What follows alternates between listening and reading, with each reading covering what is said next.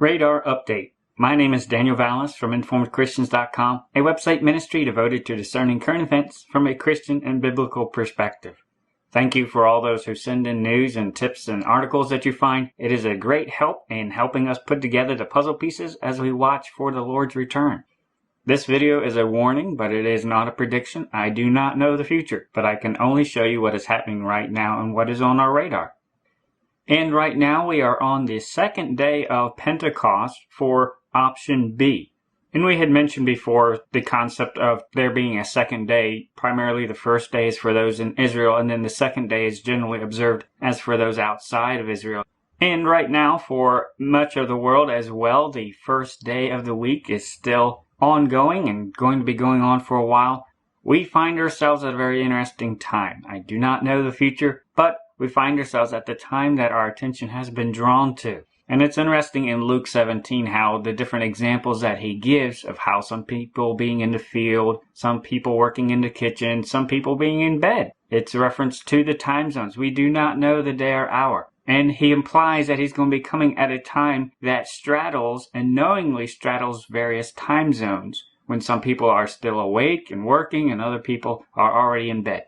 And it's been amazing to see this time that we're drawn to with the celestial signs, the moon last night, the full moon, which was technically called a blue moon, even though it didn't turn to color blue. But then also Mars was right there next to it. And it was real beautiful here, but I did not get a picture. I really should have. But here's a picture from spaceweather.com. Mars is there on the right of the moon, and then Saturn is on the left of the moon there, and then Antares is at the bottom. But it is very eye-catching because it's so symmetrical, almost a right angle with the different stars there. And then the moon shining brightly is almost a square. It definitely caught your attention last night. And it's interesting the concepts of it being a, quote, blue moon and Mars being red. It brought to mind how the enemy appears this time is going to be very interesting too, because it appears they've put down messaging in the past referencing this celestial time marker with the concepts of a red in combination with a blue moon, possibly alluding to their black night decoded. We don't know for sure, but it's very interesting that it was a full blue moon next to a red Mars. Just something to keep in mind, because Satan is getting ready for the great deception, and they know it's going to start any day now. Now tonight, on the 22nd, is going to be the brightest that Mars has been in 10 years. And those same other celestial objects, Saturn and the moon, are still going to be right up there in the sky, right near it as well. So Mars is going to be extremely bright, and Saturn's going to be right there too, and almost full moon. So just when we look at the idea that those different celestial bodies carry, Mars is often associated with war, and that's what we are expecting prophetically, is a sudden destruction. But then also Saturn's associated with harvest, and Leo, which I saw last night too, is also known for the sickle. And then the moon, reference to the bride. Just very interesting, obvious celestial signs in the skies right now, drawing our attention on the exact days that we've been looking at as well. Other signs going on in the world: 3 volcanoes just within the past hours started popping off. A very prominent one in Costa Rica has been going off and shutting down the airport and putting ash over the capital city, but even the headlines, hell opens. Very eye-catching headlines at this time. And then Mount Etna in Sicily burst off a little bit. And then one in Indonesia as well got notable news attention as well. 3 volcanoes within hours of each other. But then there's also an interesting uptick in balloon news about hot air balloons and other balloons like that, which we've seen the enemy push a lot very recently. And balloon news is very rare, especially when you go to major news sites and they list the different related incidents of other balloon news and you just look at the dates associated with it. This is very rare. So yesterday a boat rescued 9 people from a hot air balloon in Australia. Very dramatic, right near the water. Involved a boat, which could tie in with other things we've seen as well. But that got a lot of news attention, a hot air balloon rescue, right at this time. And then the same day, a blimp crashed in Philadelphia. And this one was very suspicious because this just doesn't happen every day. And there's not a lot of details coming forth about it or what caused it to go down. But a deflated blimp crashes to the ground in Philadelphia on this exact same time that we've been looking at, when there's been a lot of other mention all of a sudden of balloons and ascending to the heaven. So the fact that happened in Philadelphia was even more very suspicious. And of course, we talked about the Coldplay video that they put out, Up and Up, just the other day, talking about ascending to the heavens. Just a few days ago, not even a week ago.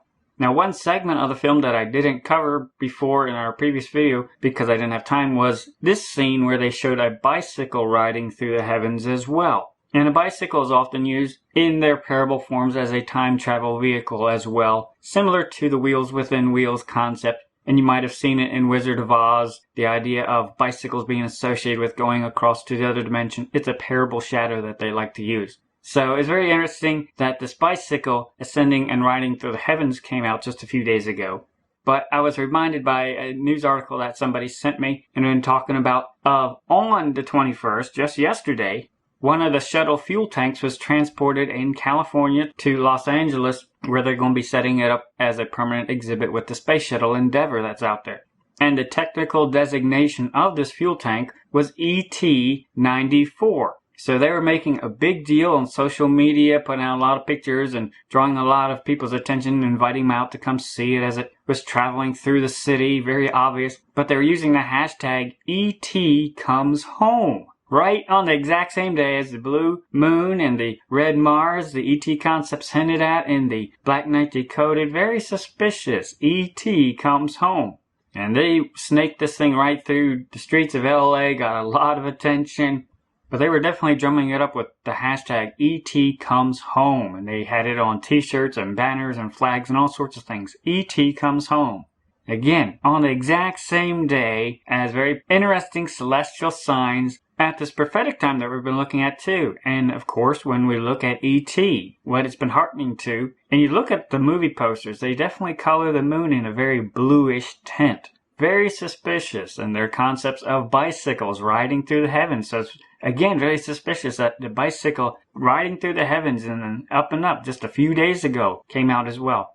They are getting ready for the Great Deception to happen any day now, which, just like their poster alludes to, will be taking mankind to another level. Their purple rain, their concept of that, combining the blue and the red as well. They are getting ready for the Great Deception. They're letting Satan's disciples know it's about to happen. And they know in connection with that there's going to be a lot of bloodshed and a lot of destruction associated with Mars and that celestial warning as well.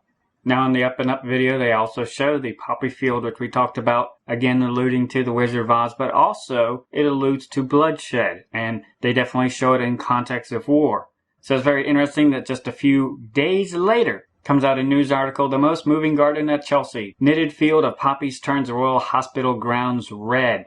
And what it is an art installation of poppies making a field of red, illustrating the flowing blood, almost flowing down the stairs. And we've definitely seen that just a couple days ago too as well. But they used over 300,000 knitted poppies to form their river of blood. And they've definitely been driving this home lately.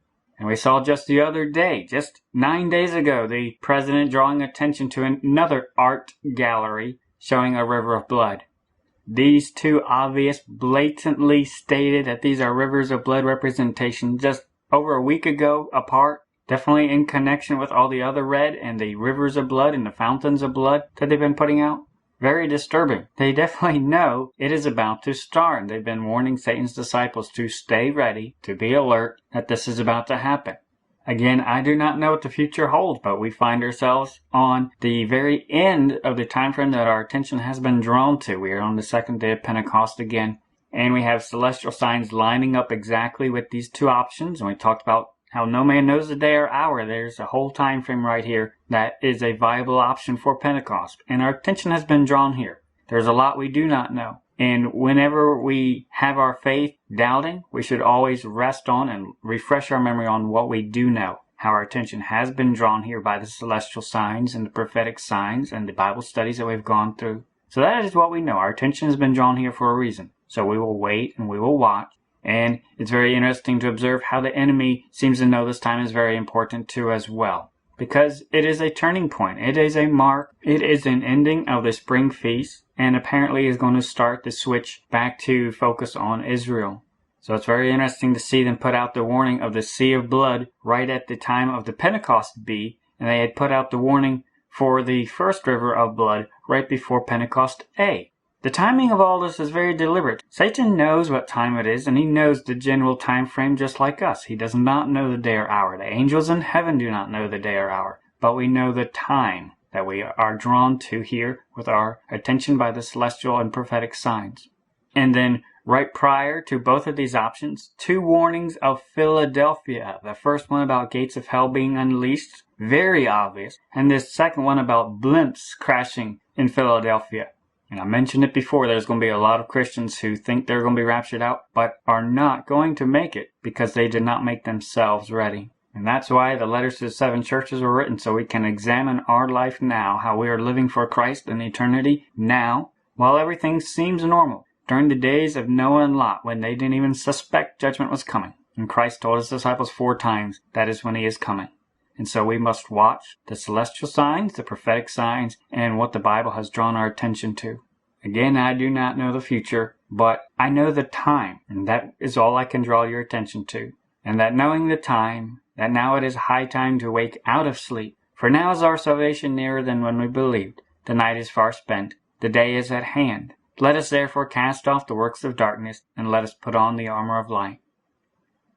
While the bridegroom tarries, we will continue to wait, we will continue to watch, and we will continue to serve him first and highest above all else, keeping our eyes on eternity, lifting up our heads, because our redemption draweth nigh. Maranatha.